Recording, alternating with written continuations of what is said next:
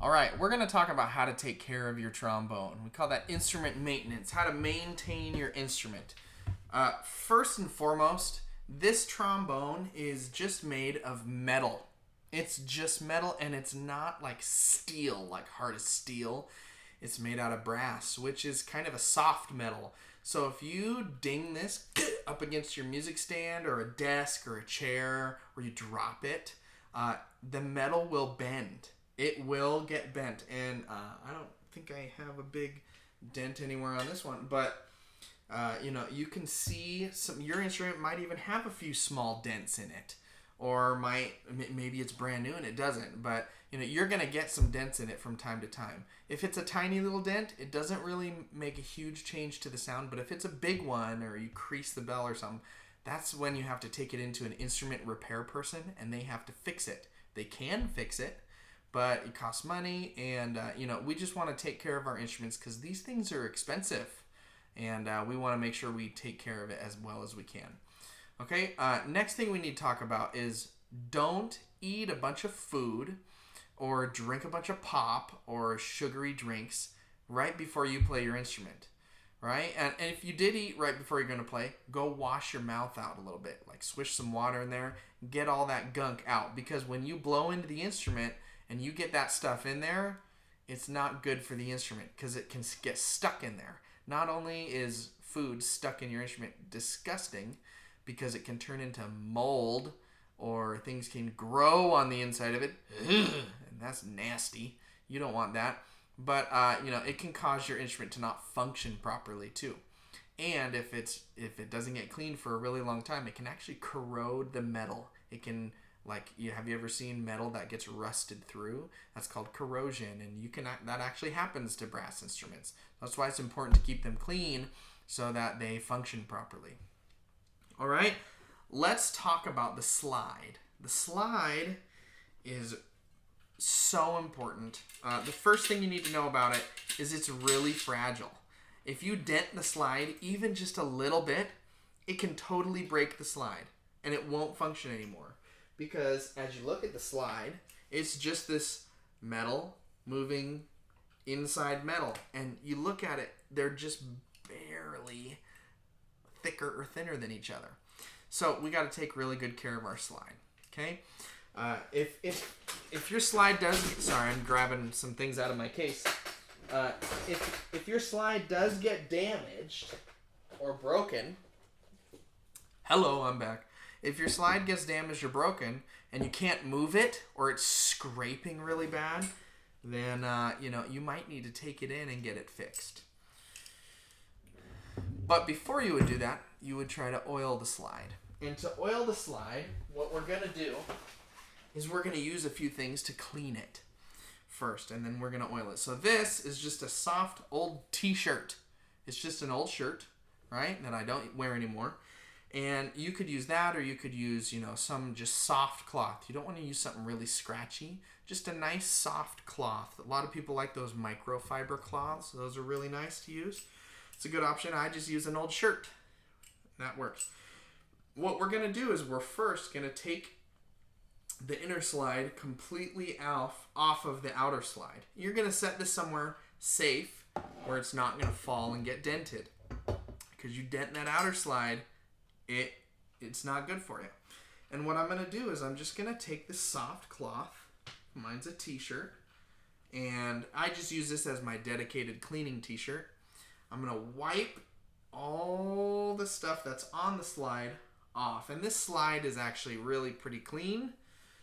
So there's hardly anything on it, but you might see little black things come off, just kind of junk that comes off of it, and you want to wipe all that stuff off. Okay, there might be leftover slide oil or residue from before, and you want to get it totally off of there so that we're starting fresh.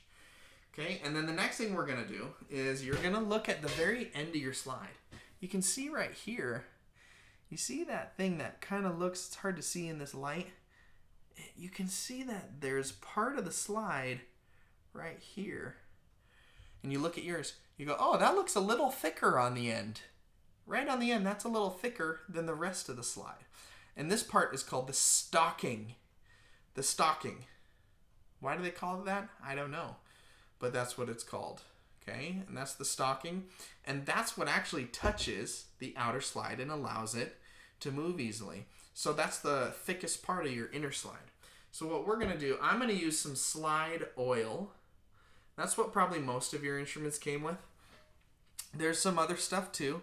There's a thing called Slido-Mix. That one's actually my favorite. But there's also Slide Cream, and Slide Cream works really well.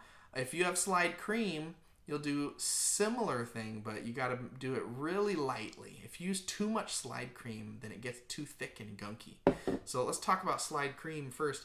If you had cream, you just put a little bit on the ends here, okay?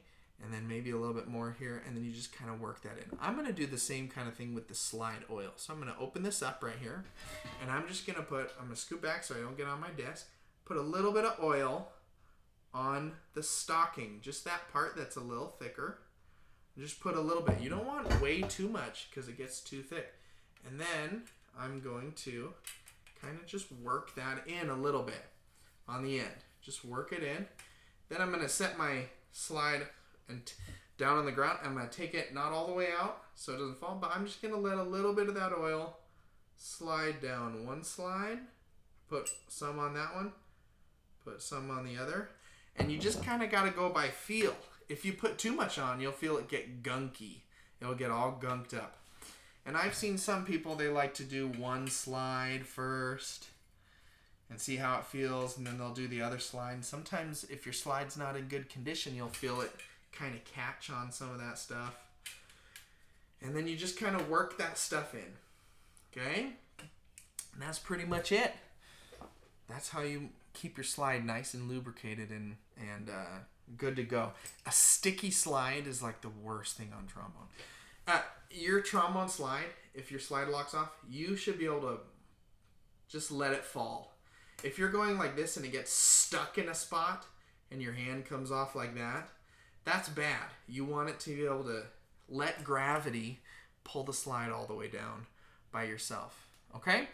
And yeah, that's pretty much it for the slide. All right? The last thing on part of the instrument that you got to do is the tuning slide. If your tuning slide's really stuck or doesn't move easy, you got to put grease on it. Because again, this is just metal that's a little thinner than other metal, and it touches. And it's just got to fit nice and tight. This stuff is called space filler. Some of you might have had that. Most of you probably have something that looks like a little tube of chapstick. It's not chapstick. Don't use it on your lips. It's called slide grease. Okay? And all you do is you put that slide grease on these parts. Now, do you want to use slide grease or space filler or something thick on your slide? No. No. Don't put something really thick on your slide because then it's going to be gunky. It's going to be hard to move, right? So the thicker stuff is for this because this doesn't move as much as the slide. And I'm just going to put a little bit of this stuff kind of right on the end of that. And put that in a little bit. Work it in. Oops, try not to bang my instrument together. You'll notice that on the other side of mine, this is the inside part and that's the outside part. So I'm going to put a little bit right here. Just on there like that. Put it on there. Kind of move it around. Some people like to work it in with their fingers. That's a great thing to do.